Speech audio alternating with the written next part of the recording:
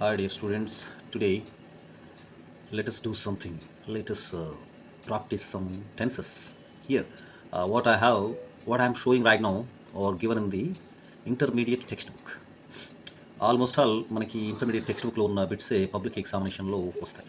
First year విద్యార్థులకు పర్టికులర్గా ఇది my friends dash the prime minister yesterday అక్కడ బిట్ ఉంది కదా. మా స్నేహితులు ప్రైమ్ మినిస్టర్ను నిన్న అంటే ఎస్టర్డే అన్నమాట. ఎస్టర్డే అంటే గతంలో జరిగిపోయిన యాక్షన్‌గా మనం భావించాలి. మరి జరిగిపోయిన యాక్షన్ ఇక్కడ యెస్టర్‌డే అనే క్లూను బేస్ చేసుకొని మనం ఏం చేయాలంటే ఇది పాస్ట్ సింపుల్‌గా గుర్తించాలి. సో, పాస్ట్ సింపుల్ అన్నప్పుడు ఆన్సర్ ఏమొస్తుంది దానికి అంటే, పాస్ట్ సింపుల్ అన్నప్పుడు సబ్జెక్ట్ ప్లస్ వి2 వస్తుంది. సబ్జెక్ట్ ప్లస్ వి2 అయితే సా అన్నది దానికి సరి అయిన ఆన్సర్. Just like that. అదేవిధంగా రెండవది తీసుకున్నట్లయితే it started to rain while we dash tennis play verb అనమాట. అంటే ఇక్కడ వర్షం ప్రారంభమైంది. Of course rain started. That means అది పాస్ట్ సింపుల్‌లో ఉంది. పాస్ట్ సింపుల్‌లో ఉందంటే ఆ పక్కన వైల్ పక్కన ఉన్న యాక్షన్ కూడా పాస్ట్ టెన్స్‌లోనే ఉంటుంది. కాకపోతే అది మళ్ళీ పాస్ట్ సింపుల్‌లోనే ఉండాలా? లేక పాస్ట్ కంటిన్యూస్‌లో, పాస్ట్ పర్ఫెక్ట్‌లో ఉండాలనేది మనం తెలుసుకోవాలన్నమాట. వర్షం ప్రారంభమైంది. టెన్నిస్ ఆడుతున్న సమయంలో ఇక్కడ 2 యాక్షన్‌లు ఉన్నాయి. ఒకటి కంప్లీటెడ్ యాక్షన్, మరొకటి going on action. So, going on action ఏదనుకోవాలి మనం? వైల్ పక్కన ఉన్నది గోయింగ్ ఆన్ యాక్షన్ అనుకోవాలి. గోయింగ్ ఆన్ అంటే ఏ going on? Past going on. Past going on action అంటే past continuous action. Going on అంటేనే కంటిన్యూయస్ అని అర్థం. అప్పుడు పాస్ట్ కంటిన్యూయస్‌కు స్ట్రక్చర్ ఏంటంటే subject plus was or were plus వి4. అప్పుడు సబ్జెక్ట్ వి అక్కడే ఉంది. మనం అది ప్లూరల్ కాబట్టి వర్. ఆ తర్వాత ప్లేకి వి4 వచ్చి ప్లేయింగ్. జస్ట్ ఇది ఆన్సర్ అన్నట్టు. కాబట్టి ఇక్కడ వి వర్ ప్లేయింగ్ అనేదే దీని యొక్క answer. Next third one. Third one తీసుకున్నట్లయితే he often dash coffee. Often once if an action is done always, often, seldom, habitually, naturally, intensively such an action is to be written in present simple tense. So ఇక్కడ often అనేది మన clue. దాన్ని బట్టి ఈ action present సింపుల్గా గుర్తించాలి. Present సింపుల్లో subject singular అయితే వర్బ్కి పక్కన ఎస్ అనేది మనం చేరుస్తాము. ఒకవేళ అది సింగులర్ కాకపోయి ఉంటే మనం కేవలం డ్రింక్ అని మాత్రమే రాసి ఉండేవాళ్ళము. అలా కాబట్టి దీనికి ప్రెజెంట్ సింపుల్గా గుర్తించేసి దీన్ని బట్టి ఈ ఆఫ్ అనే దాన్ని బట్టి ప్రెజెంట్ సింపుల్గా గుర్తించాము. ఆ తర్వాత దానికి వర్బ్కు హీ ఉంది కాబట్టి వర్బ్కి ఎస్ చేర్చాము. తర్వాత Sahasra dash not dash her homework yet. ఇక్కడ ఈ ఎట్ అనే దాన్ని మనం గమనిస్తే, ఈ ఎట్ అనే దాన్ని మనం బాగా గమనిస్తే, ఈ ఎట్ అనేది ఏంగా భావించాలంటే మనము ప్రజెంట్ పర్ఫెక్ట్‌కి నెగెటివ్ సెంటెన్స్, నెగెటివ్ యాక్షన్ వచ్చినప్పుడు ఎట్ అన్నదాన్ని మనము క్లూగా వాడుకోవాలి. సో, ఆ ప్రకారం ఇది అంటే ఇంకా అని అర్థం. ఇంకా సహస్ర తన హోంవర్క్ ఇంకా చేయలేదు. ఇంకా చేయలేదుకు యాంటోనిమ్ ఏంటి? సెంటెన్స్ మామూలుగా ఇప్పుడే చేసింది. సో, ఇప్పుడే చేసింది అనే దానికి వ్యతిరేకమే ఇంకా చేయలేదు. మరి ఇంకా అనేది ప్రెజెంట్ పర్ఫెక్ట్‌కి మనం నెగెటివ్‌గా వాడుకోవాలి. నెగెటివ్ అనే దానికి సింబాలిక్‌గా నాట్ ఇక్కడ ఇచ్చేశారు. కాబట్టి సహస్ర హ్యాస్, సహస్ర సింగిల్ కాబట్టి హ్యాస్. తర్వాత దానికి ఏం యాడ్ చేస్తాము? నాట్ అవసరం కాబట్టి నాట్ యాడ్ చేసాం. సహస్ర హ్యాస్ నాట్. వర్బ్ ఏముంది? కంప్లీట్. కంప్లీట్ అన్న దానికి వి3 రాసుకోవాలి. కంప్లీటెడ్. ఖతం. అంతే. ఇది ఆ యాక్షన్‌ని ఆన్సర్ చేసే విధానం అనమాట. తర్వాత మనం ఐదో బిట్ తీసుకుంటే లుక్ దేర్. చూడు, అక్కడ చూడు, అక్కడ చూడు. అక్కడ చూడు అంటున్నామంటే ప్రస్తుతం చూడు అని గాని, విను అని గాని, గమనించు అని గాని అలా చెప్పినట్లయితే ఖచ్చితంగా అప్పుడు ఏదో ఒక యాక్షన్ జరుగుతూ ఉంది అని అర్థం. సో, ఇక్కడ సంబడి ఉంది. Is somebody is jumping. It's okay. Jumping. Somebody ఉంది కదా అని చెప్పేసి కొంతమంది అయి ఉండొచ్చు అనే భావనతో మీరు ఆర్ అనేది యూజ్ చేయకూడదు. సంబడి, సమ్‌వన్, సంథింగ్ ఇలాంటివన్నీ వచ్చినప్పుడు కేవలం మనం ఈజ్ మాత్రమే ఉపయోగించాలి. Look there. చూడక్కడ కొంతమంది ఆ నదిలోకి దూకుతున్నారు. ఒకవేళ దీన్ని ఇంకో రకంగా కూడా చెప్పొచ్చు. ఇప్పుడే జరిగిన యాక్షన్‌గా భావించొచ్చు. దూకేశారు. అని అనుకున్నట్లయితే అప్పుడు దాని ఆన్సర్ ఏమొస్తుందంటే లేదా సింగులర్ కదా హ్యాస్ జంప్డ్ అని కూడా మనము రాసుకోవచ్చు. Jumped into the lake. Either is jumping or has jumped. Both of them are right. Next Mumbai dash one of the largest cities in the world. Mumbai ప్రపంచంలో ఉన్న అతిపెద్ద నగరాలలో ఒకటి. అప్పుడు బీ ఫార్మ్ అన్నాడు. బీ ఫార్మ్ అంటే present tense of past tense అనేది అర్థం కాలేదు. ముంబై ఒకప్పుడు పెద్ద నగరమా? ఇప్పుడు పెద్ద నగరమా? అంటే ఒకప్పుడే కాదు, ఇప్పుడే కాదు, ఇక భవిష్యత్తులో కూడా అది ఒక పెద్ద నగరమే కాబట్టి ఎల్లప్పటికీ అది పెద్ద నగరమే కాబట్టి మనం దాన్ని ప్రెజెంట్ సింపుల్‌గా భావించాలి. ప్రెజెంట్ టెన్స్‌గా భావించి బీ ఫార్మ్‌లో ప్రెజెంట్ టెన్స్‌లో ఏమున్నాయంటే యామ్, ఈజ్, ఆర్ ఉన్నాయి. అందులో ముంబై అనేది సింగులర్ కాబట్టి దానికి ఏది సరిపోతుందంటే ఈజ్ అనే ఈ వర్బ్ సరిపోతుంది. ఒకవేళ అది ప్లూరల్ అయినట్లయితే మనం ఏం రాసి ఉండేవాళ్ళమంటే ఆర్ అని రాసి ఉండేవాళ్ళము. ఓకే. సో, దాని ఆన్సర్ సింప్లీ మనం ఇదిగా అంతే. సారీ. అది answer. Next I dash every day to keep my self fit. నన్ను ఫిట్‌గా ఉంచుకోవడం కోసం ప్రతిరోజు ఎవ్రీడే చూడు. ఎవ్రీడే అంటే ప్రతిరోజు జరిగే యాక్షన్ ప్రెజెంట్ సింపుల్ కదా మరి. ప్రెజెంట్ సింపుల్ అని దీన్ని బట్టి కనిపెట్టేసాం మనం. ఎవ్రీడే అనే దాన్ని బట్టి ఇది ప్రెజెంట్ సింపుల్‌గా గుర్తించాం. అలా గుర్తించిన వెంటనే ప్రెజెంట్ సింపుల్ స్ట్రక్చర్ గుర్తురావాలనుకో. సబ్జెక్ట్ ప్లస్ వి1 ప్లస్ ఆబ్జెక్ట్. సబ్జెక్ట్ సింగులర్ అయితే వర్బ్‌కు, సబ్జెక్ట్ థర్డ్ పర్సన్ సింగులర్ అయితే వర్బ్‌కు ఎస్ ఆర్ ఎస్ చేర్చాలా లేకపోతే వర్బ్‌ని యాజ్ ఇట్ ఈజ్ రాసేయాలి. ఇప్పుడు దీనికి ఒక వి1 ఏందంటే ఎక్సర్‌సైజ్ అంతే. ఆ ఎక్సర్‌సైజ్ రాసేయడమే. Exercise very simple. So, isn't it very easy. ఇది చాలా సులభం కదా ఆన్సర్లు కనుక్కోవడం. మనం ఒక క్లూని బట్టి టెన్స్‌ని ఐడెంటిఫై చేస్తున్నాం ఫస్ట్ ఆఫ్ ఆల్. అదే ఇక్కడ చేయాల్సింది మనం. ఇకపోతే next see dash guitar when I entered room. When I entered room అనేది ఏ టెన్స్ అంటారు? పాస్ట్ సింపుల్ కదా, మరి పాస్ట్ టెన్స్ కదా. అంటే దానికి 2 యాక్షన్స్ ఒక కంజంక్షన్ సహాయంతో, ఇలాంటి కంజంక్షన్ సహాయంతో 2 యాక్షన్స్ వచ్చాయంటే ఒకటి పాస్ట్ టెన్స్‌లో ఉంటే 2 కూడా పాస్ట్ టెన్స్‌లో ఉంటుంది. కాకపోతే టెన్స్‌లో సింపులా, కంటిన్యూసా, పర్ఫెక్టా వేరియేషన్ ఉంటుందంతే. ఇప్పుడు ఐ ఎంటర్డ్ ద రూమ్ అని ఉంది. అక్కడ నేను గదిలోకి ప్రవేశించేసరికి అది ఒక యాక్షన్. అప్పుడు ఏం జరిగింది? ఆమె గిటారు ఏం చేస్తుంది? గిటారు వాయిస్తూ ఉండినది. That means going on action, పాస్ట్‌లీ going on action was playing. ఇది ఆన్సర్ దానికి. సో, నేను గదిలో ప్రవేశించిన సమయానికి ఆమె గిటారు వాయిస్తూ ఉన్నది. అప్పుడు అది ఎందుకు సార్ మనం పాస్ట్ కంటిన్యూస్‌లో రాయాలి? పాస్ట్ పర్ఫెక్ట్‌లో రాయొచ్చు కదా! షీ హ్యాడ్ ప్లేడ్ అని రాయొచ్చు కదా! అని అనొచ్చు. కానీ ఆమె గిటార్ వాయించింది లేదు నీకెట్లా తెలుస్తుంది? అది అది జరుగుతూ ఉండిన యాక్షన్ అయితే నువ్వు చెప్తావు, మెన్షన్ చేస్తావు. జరిగి ఉండిన యాక్షన్ అయితే నువ్వు దాన్ని మెన్షన్ చేయాల్సిన అవసరం లేదు కదా! సో, ఇది జరిగి ఉండిన యాక్షన్ కాదు. ఆమె గిటార్ ప్లే చేయడం అనేది జరుగుతూ ఉండిన యాక్షన్. ఆ సమయానికి, ఏ సమయానికి? నువ్వు గదిలో ప్రవేశించిన సమయానికి. Next, this house has 3 lakhs in 1980. 1980లో ఈ ఇల్లు ఎంత? ఎంత?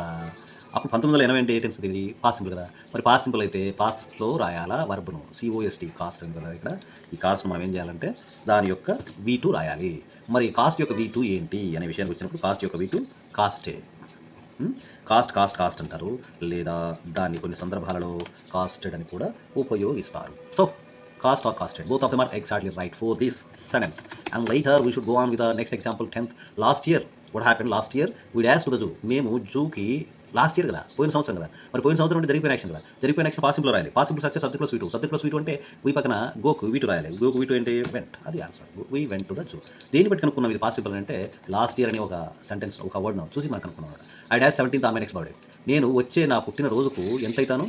17 సంవత్సరాలు వస్తాయి నాకు అని చెప్తున్నాడు. మరి 17 సంవత్సరాలు వస్తాయి అంటే వచ్చాయా? రాలేదు ఇంకా. మరి వస్తాయంటే ఫ్యూచర్ కదా. మరి ఫ్యూచర్ టెన్స్‌కు ఫ్యూచర్ సింపుల్ అనుకోవాలని future simple structure subject plus V2. Subject ఏంది? Subject plus shall or will plus V1. అప్పుడు shall or V1, shall or will. ఇప్పుడు ఇక్కడ షల్ అని మనం రాస్తాం, ఐకి షల్ వాడతాం. తర్వాత బి దాని యొక్క బి యొక్క V1 ఏంటంటే మనం బి గాని రాసుకోవాలి. I shall be 17. నేను వచ్చే సంవత్సరం పుట్టినరోజు కల్లా ఎంత వయసు వస్తుంది నాకు? 17 సంవత్సరాలు వయసు వస్తుంది అని చెప్పడానికి సింబాలిక్గా షాల్ బి. అప్పుడు ఏదైనా ఒక యాక్షన్ ఉందంటే మాత్రం V1 రాస్తాం మనం. ఏం లేదు, బి ఉందంటే బి మాత్రమే యూజ్ చేస్తాం. తర్వాత నెక్స్ట్ వచ్చి అబ్దుల్. ఈ Abdul want to be a doctor. Abdul doctor కావాలనుకుంటున్నాడు. జనరల్గా అది అతని యాంబిషన్. మరి యాంబిషన్ అంటే ఎప్పుడు ఉంటుంది అట్లే. మరి ఎప్పుడు ఉండే యాక్షన్? సహజంగా ఉండే యాక్షన్. మరి సహజంగా ఉండేదాన్ని ప్రజెంట్ సింపుల్గా రాయాల్సింది. ప్రజెంట్ సింపుల్ రాయాలంటే subject plus V1 plus object. అప్పుడు అబ్దుల్ వాంట్ రాశాం. అయితే అబ్దుల్ అనేది ప్రొనౌన్ వచ్చి హీ అంటే third person singular. Third person సింగులర్కి వర్క్ ఏం చేయాలి? ఎస్ యాడ్ చేయాలి. So Abdul wants to be a doctor. Very simple answer. Abdul wants to be doctor. If you start at once, నువ్వు ఇప్పుడు బయలుదేరితే when you dash by 6 o'clock. నువ్వు ఇప్పుడు బయలుదేరితే ఇంకా నెక్స్ట్ రాబోయే యాక్షన్ ఏ టెన్స్‌లో ఉండాలి? గెస్ చేయండి. నెక్స్ట్ రాబోయే యాక్షన్ ఏ టెన్స్‌లో ఉండాలి? ఇప్పుడు బయలుదేరితే 6 చేరుకుంటావు. మరి చేరుకుంటావు అని చెప్పాల్సి వస్తే అది ఏ టెన్స్‌లో చెప్పాలి? ఫ్యూచర్ సింపుల్‌లో చెప్పాలి. చేరుకుంటావు కదా.